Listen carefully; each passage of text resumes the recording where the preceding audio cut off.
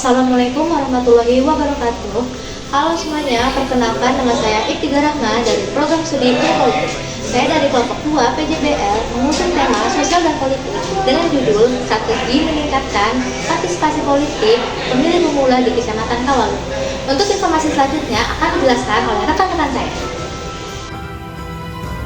Panitia Pemilihan Kecamatan yang sering disebut dengan PPK merupakan sebuah panitia kecil yang dibentuk KPU untuk membantu penyelenggaraan pemilu dan pemilihan baik di tingkat kota atau kabupaten. Dan mengenai tugas wewenang dari PPK yang pertama yaitu membantu KPU kota atau kabupaten untuk pemutakhiran data pemilih, baik data pemilih sementara ataupun data pemilih tetap. Yang kedua, membantu penyelenggaraan pemilihan yang sering dilaksanakan oleh KPU. Dan yang ketiga yaitu membantu menyelesaikan proses-proses yang akan dilaksanakan KPU untuk melakukan pemilihan tersebut. Sejauh mana sih masyarakat sebagai pemilih mengetahui dan paham terhadap asas luber jurdil? Ternyata di Indonesia saat ini masih banyak orang yang belum mengetahui pentingnya asas luber jurdil dalam pemilu. Ketidaktahuan sebagian orang mengenai asas luber jurdil mungkin disebabkan oleh kurangnya sosialisasi dan pemahaman mengenai asas ini.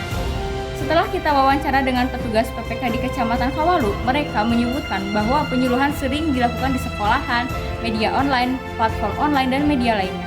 Rata-rata yang mengetahui tentang pentingnya asas luber jurdil dalam pemilu hanya orang yang tertarik dan mengikuti perkembangan politik.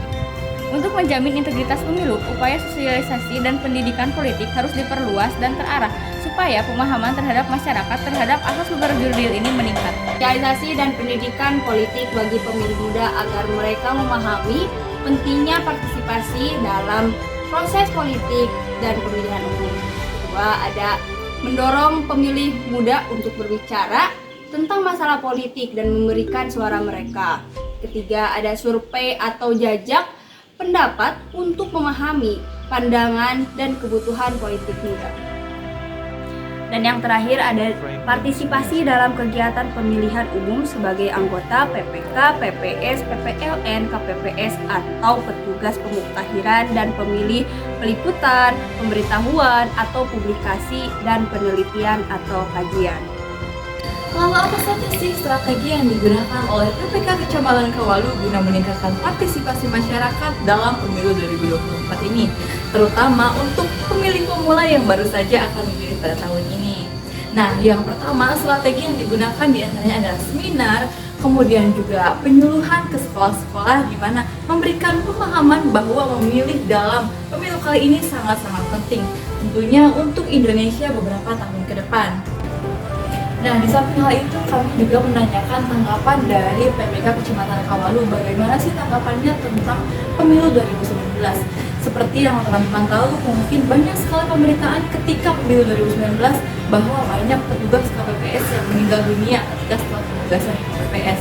Nah, oleh karena hal itu, ternyata dari KPPS sekarang mengeluarkan suatu kebijakan di mana untuk menjadi petugas KPPS terdapat batasan usia hingga maksimal 50 tahun.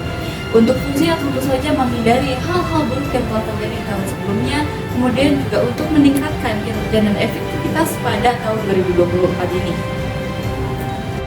Nah, berkaca dari hal tersebut, tentunya PPK Kecamatan Kawalu juga menyusun strategi supaya pemilu kali ini berjalan dengan lebih baik dan kedepannya akan terus memberikan inovasi-inovasi baru supaya dapat menyelenggarakan pemilu tahun ini dengan hasil yang sangat baik.